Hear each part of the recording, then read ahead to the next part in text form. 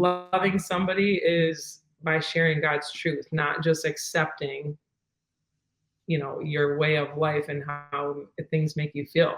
The truth hurts sometimes, but that doesn't mean we should run from the truth. And God calls us to live our lives in accordance to His word and His truth. So we didn't.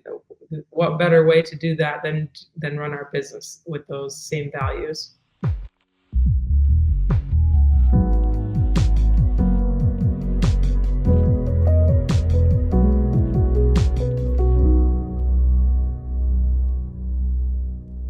Hey guys, welcome to the show. Today we have two guests on, Nick and Hannah Natale, and they own a wedding venue in Grand Rapids, Michigan.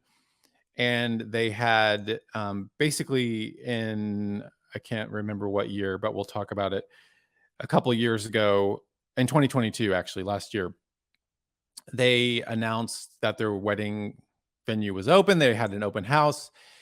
And then they got a message, a private DM from someone asking if their venue was inclusive of LGBTQIA weddings. And they said no. And then all hell broke loose. So we're going to talk to them about that today and talk about what happened and the fallout of that. And also how we as Christians in this world should be when these things happen. So let's welcome Nick and Hannah Natale. Welcome. Thank you. Thank you. And thanks for having us.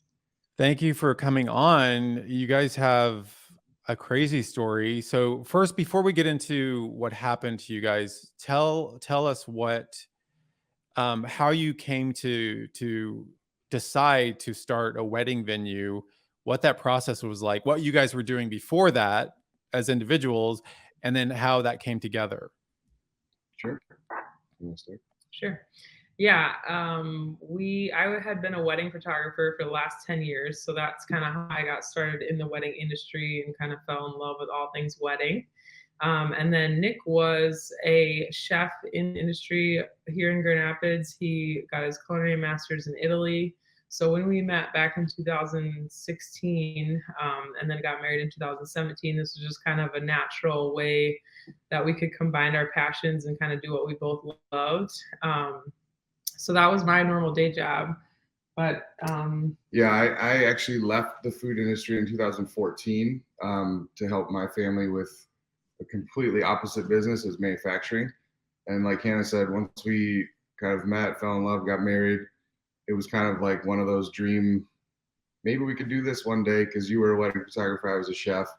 I'm kind of a big hopeless romantic, so like I love that stuff too. And yeah, we found the building in 2018 and everything. And it was a church building, right? It was an old church. That's right. Yeah, it's a 120-year-old church. And so once you found the building, how did you go about acquiring the building? Yeah, well, once we came upon it, we were like, we kind of knew where the building was, and we were like, we got to at least go see it, because it just had the character that something new really just doesn't offer. And it's in the heart of downtown Grand Rapids, so it was a great location. And so we went to see it, and it was pretty much abandoned. There were animal tracks all throughout. There was 6 inches of water in the basement. We couldn't even go down there to see what that looked like. But I had actually photographed a wedding in the same building 3 years before we ended up buying it. So that was kind of a fun full circle moment when we actually did purchase the building. But yeah, so I think we just it was in such horrible condition, but we just felt like this was it. Like we knew it had the potential to be everything we wanted it to be. So yeah, we just decided to go for it. And we didn't, it was zone residential. We didn't even know if we could actually be a wedding venue, but working through the city, that takes a long time. It's a long process to go through that. And we didn't want to lose the building, even though it was kind of abandoned and all that stuff. But there was a lot of interest in the building. We learned even more so after the fact, after we bought it. So we pulled the trigger and we're just like gonna pray and hope that the Lord was going to see this through, because we felt like this was totally what he was calling us to do as like our next thing. So. And then how long did it take to renovate it? Well, it was a long process, primarily because we spent an entire year, like all of 2018 was basically the planning. Like Hannah said, we had to get zoning approvals, we had to get the architectural drawings, we had to get all the quotes from general contractors. And that really took up a whole calendar year. And then we started to plan for, getting some financing, and then COVID happened. So once COVID happened, all the banks said, well, we're not going to lend money to this hospitality industry that can't have more than 10 people gather and indoors. So we really spent 19, 20, and most of 21 getting no's from the bank, until finally in the fall of 2021, as things kind of lightened up from the COVID scenario, we got funding through an SBA loan. And really that was like in October of 21. And it took from October 21 until June of 22 to renovate, and a couple months after that too. But we held our first wedding in June of 22. But even once we got the approval, so much time had passed since we originally got everything quoted that we had to have everything re-quoted, which then, right, inflation was crazy at that. I mean, it still is, but so everything got even more crazy. We basically had to repeat the whole process again after getting the approval. So it was a really long journey. But on the other side of things, it's hard because weddings, they book, right? When they're booking, they're really not happening from a year from now. So we couldn't really wait until the building was complete and then start booking, because, right, then there would be a whole nother year where we'd be sitting without holding weddings. So we were booking weddings all throughout that time and hoping and praying that we were going to finish on time and on schedule for these weddings that were already scheduled, people buying plane tickets, getting everything set for the biggest day of their life, really. So, and you said June of 22 was the first wedding? Yes. And then how many weddings were held there before what we're about to talk about? How many weddings were held there before the incident happened? Three. 3 weddings. Okay. Yeah. And so Hannah, I think you posted on social media, you made a post on social media about a public open house, and someone replied to that post. And so talk about what that reply was and what happened after that. Yeah, well, really, it was a direct message from a photographer, a local photographer here, and she had reached out. It wasn't even really about the open house yet. She had just private messaged and asked and said, we don't see a lot of LGBTQ represented on your Instagram, so I'm wondering if you do those type of weddings. And so we just answered honestly, and we were like, Nick and I were believers in Jesus, and we believe that marriage is between a man and a woman, and so that is how we're choosing to run the business. And so she screenshotted that, 1 sentence, 2 sentence conversation and posted it to her Instagram stories. And that was, that was the evening of June 30. And then by the next morning, it had spread like wildfire. Like, it was everywhere. The hate comments, that's when everything really started. And then, yes, we were holding an open house. That was July 11th, I believe, or 10, somewhere in there. Yeah.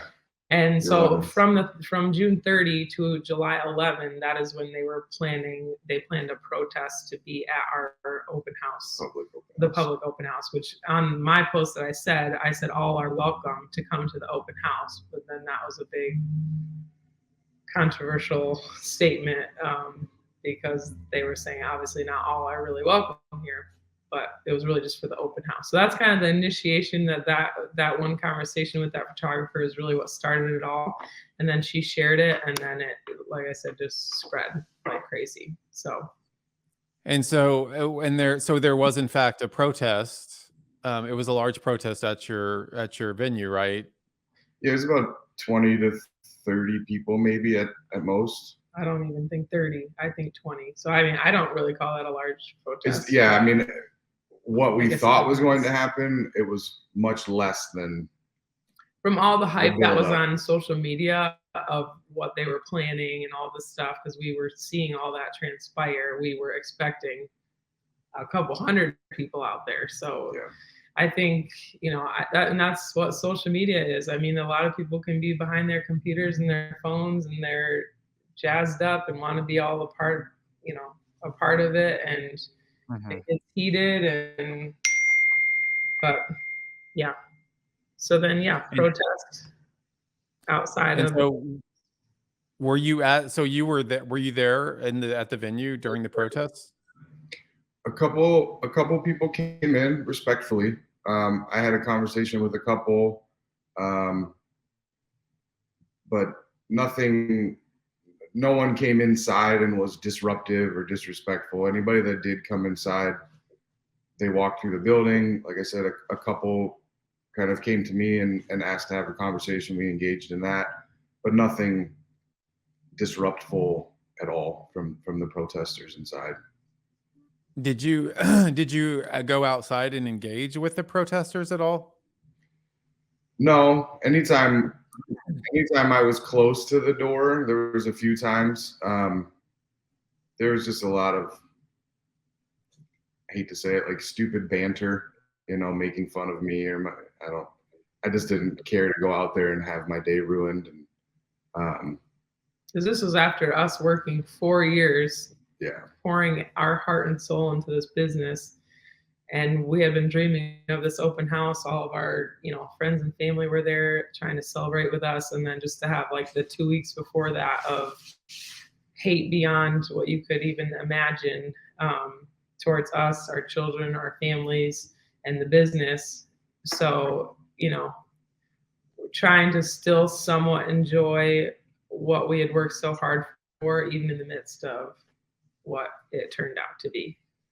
And so what happened after the protest? I mean, were you still able to host weddings, or what happened with the venue? Yes. So, I mean, business remained as usual. We were still operating. We still had events booked. Through that community and the protests, they started a petition that went to our city, stating that we were violating a human rights ordinance that was discriminatory. So that kind of started a small legal process. It's basically a citation, but we were able to remain in operations. We had two cancellations because of it. That was probably the most frustrating part. And again, Hannah handles most of that, but it was, a lot of people they felt like they were being lied to, because they said if they would have known that was our belief system, they wouldn't have booked with us. And but the hard part is we had 32 weddings booked from when we opened, really that first 6 months of being open. And so those were all happening, but as soon as the protests happened and the hate spread, no one wanted to be associated with us whatsoever. Even people that maybe either agreed with us or didn't care either way, like nobody wanted to be associated with us. Employees were quitting. Other vendors that we work with, like the linen company, they wouldn't want to deliver to us anymore. We couldn't, all the marketing companies wouldn't allow, they took down our profile accounts and we couldn't market with them. Staffing agency refused to do business with us. A bakery refused to do business with us. So it was just and then ultimately the biggest problem is couples were no longer wanting to book the venue because of all of this negative cloud that was over the business. Again, even if they did agree and support us, right? Your wedding is supposed to be the best day of your life, and you want to post the photos and all that stuff, but all the hate that was happening on social media, those people that were not only hating Nick and I for our beliefs, but also anybody that would comment in support or like a post or anything like that, those people that were hating were also going to attack all these other people. Any other photographers don't want to shoot here anymore. Florists won't do business here anymore. So it's just like we were experiencing the hate from all areas. And then, like I said, most tragically is just the brides and grooms, because if we can't book weddings, right? We can't afford to keep open and keep this building going that we just spent 4 years and a lot of money renovating to make it what it is today. And so what we were projecting to book probably 40 weddings during that time, and we didn't book a single wedding in a 6-month span. So, but then Wow. it's also a double-edged sword because people on Instagram, right, we're trying to post on Instagram to make it look like everything is fine and that had all passed, because any bride or groom that is coming that might even consider, if they knew anything was happening like this, they would run, right? I wouldn't want to be associated with that negativity on the best day of my life. So I think that was the biggest situation. So the financial damage that this has caused, like, I do feel like the hate has moved on, if you want to say it that way. Court is still kind of looming. That's not finalized yet, but it's the financial damage that has caused to be able to really move forward and survive and be able to stay open and keep running. And so wait, what you mentioned the court. So what the city, you said the city has cited you for discrimination. What does that mean? And what is the case? Are they bringing some sort of case against you? Uh, Essentially, it is just a citation against a human rights ordinance, which the statute, or if I'm saying the right words, there's a section that because we are a public business that is providing a public service, that we can't discriminate against specific groups, right? And I think being that it's a first offense, it's just a fine if we were found guilty. We have not been, the process or the legal process has not been completed. Our legal team has gone once and I can't remember the correct terms, but basically got like a deferral or I don't know, an adjournment. Is that right?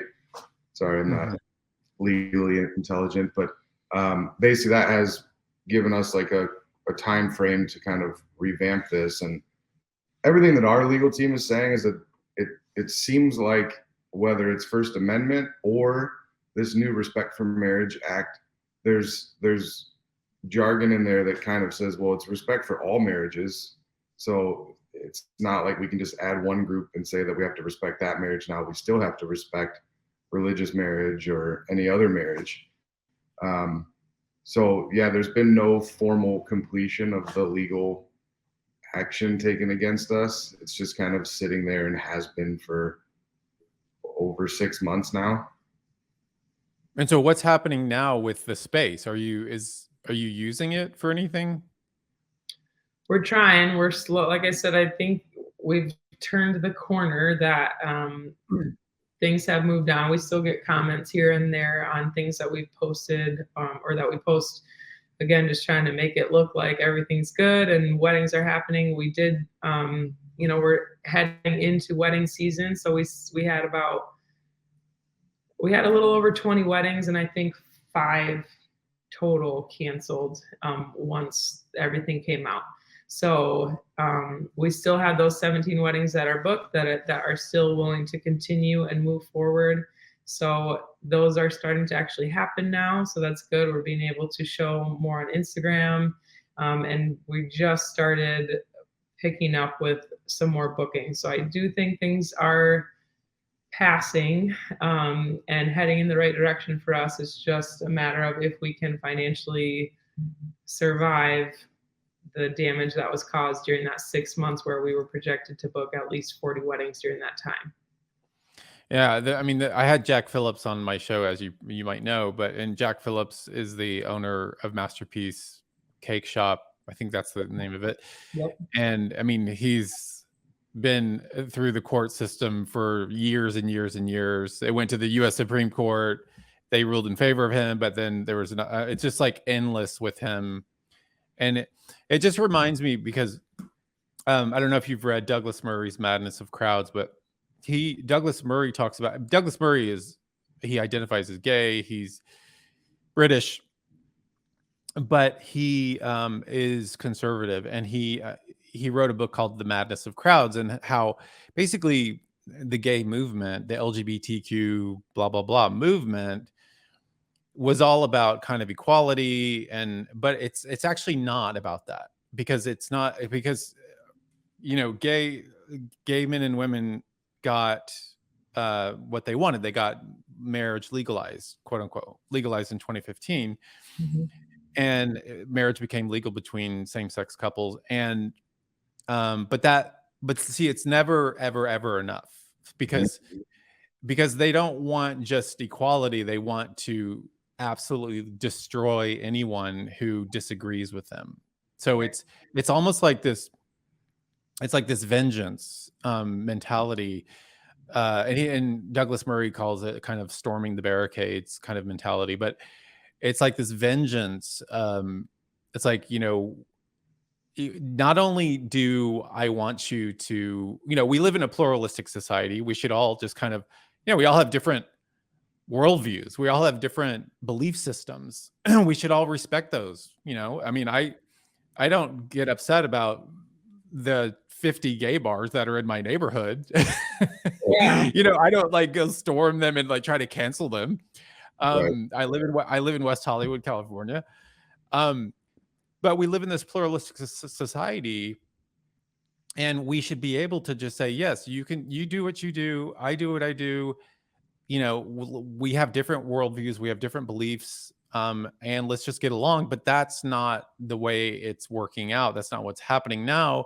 As I said, it's not only do we have to get along, not only do we have to tolerate each other, but if you don't affirm me in my beliefs, affirm gay, quote unquote, gay marriage, then I'm going to destroy you and destroy your company, destroy your wedding venue, destroy your cake shop. I'm going to take you down. Like that's the attitude. And that's not only the attitude, but it's also the action. And it's so well, it's so demonic, really. This is like so demonic that it's just like unbelievable to me. That, I mean, what Jack Phillips and others have been through, and you guys, is just so demonic. And all of this stuff is being fueled by Satan himself. And so it just like kills me when I see this kind of stuff happen. And so let me just ask you this.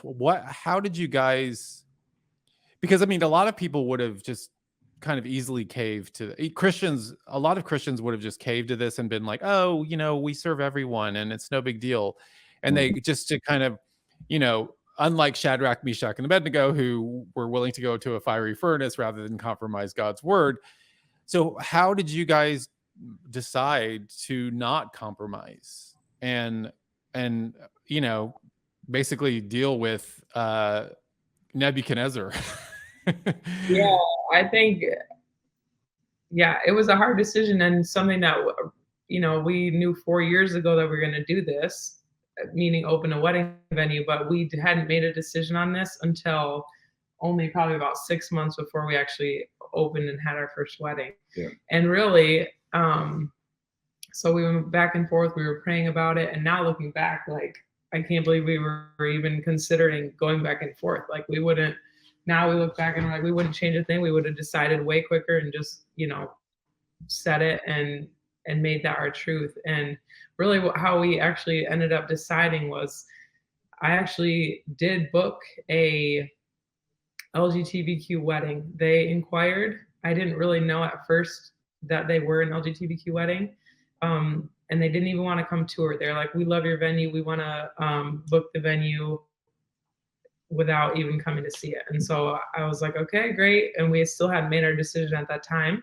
So I moved forward and they put their deposit down. And as soon as that all transpired, I just had this feeling in my gut that, like, I was feeling convicted about it, because I knew in my heart, like, that's not God's truth and that's not what we stand for. And so, but I didn't feel like I could go to them and be like, sorry, we decided, like, we're not going to do those type of weddings. We need to return your deposit. So we moved forward. They ended up coming to tour. They were really great people. And I was like, maybe this is God saying we should be welcoming to all and do those type of weddings, and we'll just be God's light when they're in our space. But then a couple weeks later, maybe a month later, they reached out, and because of personal reasons, they had to cancel their wedding. And I just felt like that was completely God taking that situation away. He knew in my heart that I felt convicted and unsure about it, and I knew that that really wasn't what we believed and how we wanted to run the business. And for him, out of all the weddings that could have called and canceled, that was the one that called and canceled. And from that moment, we were like, that's it. That's our answer, hands down. We're not gonna run our business that way. And that was really supposed to be our third ever wedding. That wedding that was already booked.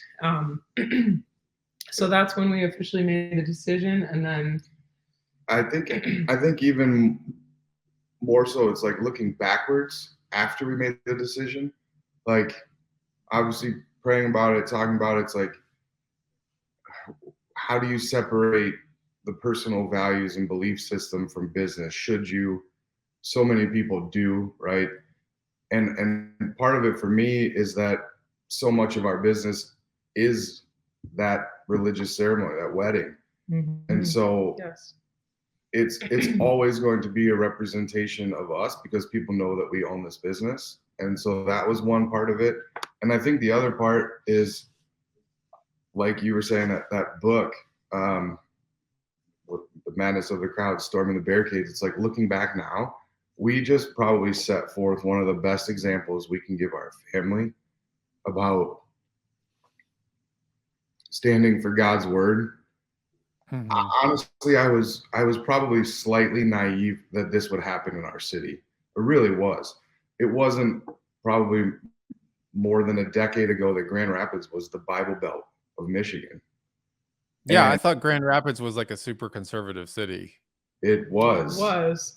And so honestly, I mean, I know what goes on around these big cities, and you see the stuff on social media of the protests and all these things. And I honestly didn't think that it would receive the amount of backlash that it did. Obviously, it's an extremely controversial topic in our society now. You know, I'd say it's one of the big 3 or 5 topics that people can really get overwhelmed with. And so, yeah, there was some naivety there on my behalf, but now that we've gone through it, and honestly, it's like liberating almost. Mm-hmm. Once you go through it and you're like, there's gas on a fire and this huge eruption, and then it's kind of gone. Obviously there's aftermath, and that's what we're dealing with for our business. But I wouldn't think twice about doing it a different way. Yeah. And I think that's what we kept saying too. Like, how can we at home with our children say one thing, and then right there, this is a family business. They come and hang out here all the time. And our oldest daughter she knows what a bride and groom is, and she knows what a wedding is. And how can she see, 2 women kissing here, and then we say at home that we don't believe in that? And so, yeah, like Nick said, just a way to, I mean, yes, it's a business, but this is a representation of who we are and ultimately of who Christ is. And, there's 30 other venues in town that all allow it. We're not saying that you can't go and love who you want to love and marry who you want to marry. That's really between you and God. But this is our business that we have worked years for to accomplish, and it's an extension of who we are, and we feel we have the right to run it the way that we want to run it. And so, yeah, that's like, it is truly liberating. I'm sure, just like, and there's a lot of people who are probably agree with us, but they're too scared of the mob. They're too scared of the crowds that are going to come and hate. But really, we are called to live God's truth. And by loving your neighbor and all the other things that people say we should be doing as Christians, loving somebody is by sharing God's truth, not just accepting, your way of life and how things make you feel. The truth hurts sometimes, but that doesn't mean we should run from the truth. And God calls us to live our lives in accordance to His word and His truth. So what better way to do that than run our business with those same values? Yeah. And I mean, I think, just what your story is kind of an inspiration for other Christians to stand firm on the word of God and the truth, and stand firm in their convictions, and not, because there's these tiny little compromises we can make as Christians, and you can kind of look the other way, and like, the HR department at your company is asking you to do something that's completely anti-biblical, um and you just sort of look the other way and just do it, just like, okay, I'll just get through this. But I think, obviously, if more, if more Christians stood up and,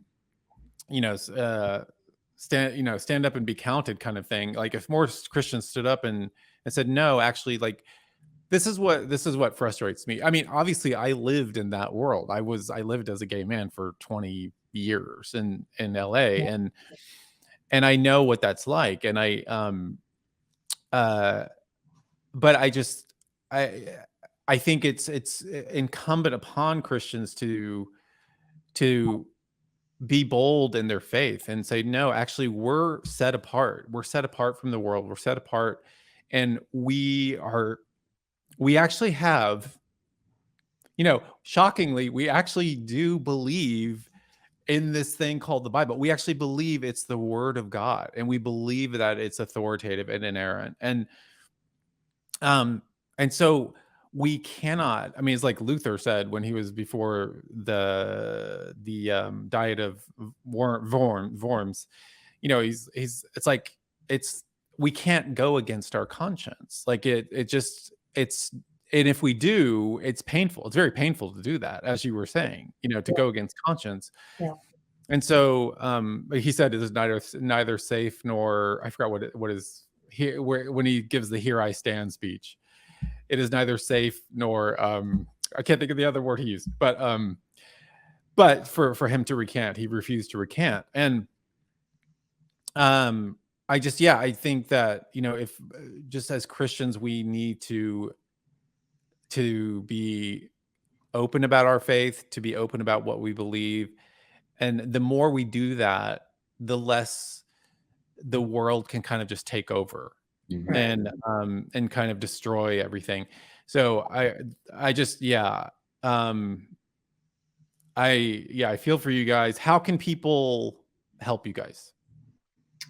Yeah, so we've been fortunate. Our community around us has been very supportive. There is a fundraiser that someone started for us. You can go to standingvalues.com, and it gives our story. And then there's a link there to a Give, Send, Go account. So you can go in, there's a prayer request section where if you're not able to help financially, you can go in and just send prayers to us. But there's also a financial donation section to that. GoFundMe doesn't allow these types of fundraisers.